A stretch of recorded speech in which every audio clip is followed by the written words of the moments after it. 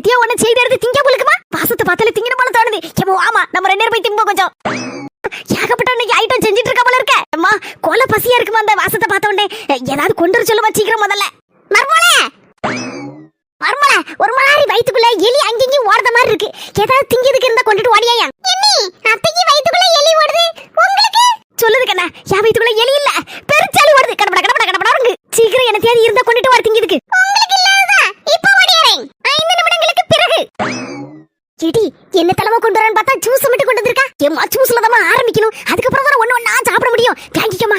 இது என்னங்க சின்ன கப். என்னி உங்களுக்கு பெரிய கப். ஏன் தெரியுமா? பெருச்சாலி ஓடுதுன்னு சொன்னேல்ல அதுக்கு தான். குடிங்க குடிங்க. புதுவிதமா இருக்க ஜூஸ். ஒரு சொட்டு இல்லாம குடிச்சு போட்டே போல இருக்க. கொஞ்ச நேரத்துல ரிசல்ட் தெரியும். என்ன ரிசல்ட்?